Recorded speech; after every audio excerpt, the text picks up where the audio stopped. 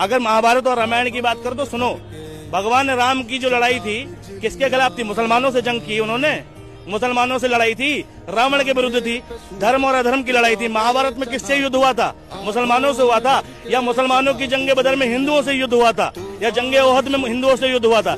जब मुसलमानों की किताब में कोई झगड़ा हिंदुओं से नहीं था, हिंदुओं की किताब में कोई झगड़ा मुसलमानों से नहीं था, फिर देश में हिंदू मुस्लिम क्यों कौन कर रहा है? मंदिर मस्जिद के नाम पे कौन कर रहा है? ये राजनीति तो करा रही है, देश का पॉलिटिकल सिस्टम ही तो करा रहा है, देश के बड़े बड़े नेता ही तो करा रहे हैं। हिंदू की किसी धर्म के ग्रंथ में किताब में उठा के देख लेना, कहीं पर दूर दूर तक नहीं मिलेगा कि मुसलमानों का आक्रमण हुआ, मुसलमान ने श्री कृष्ण से युद्ध किया, अर्जुन से युद्ध किया, ये किया वो किया। भाई अंगूठा काटा एकलव्य का द्रोणाचार्य ने, था कोई मुसलमान? बताओ। और मुसलमानों के हिसाब में लगा दो, कहीं से कहीं तक कोई था हिंदू जंग में? जब हिंदू मुसलमान का झगड़ा ग्रंथों में नहीं है, उनकी धार्मिक किताबों में नहीं है, देश के अंदर पैदा करने वाला कौन? ये राजनीति तो है, बीजेपी तो है, मोदी जी तो है। तो आप कह रहे हो कि मोदी जी रिस्पॉन्सिबल है। 2014 से पहले क्यों नहीं थी ये डिबेटें कि भैया तुम मंदिर मस्जिद हिंदू मुस्लिम बीजेपी कांग्रेस चल रहा था? 14 से पहले भी तो देश था, या देश 14 के बाद बना है? देश बड़ा होता है किसी भी नेता से, और नरेंद्र मोदी जी से बहुत बड़ा है देश।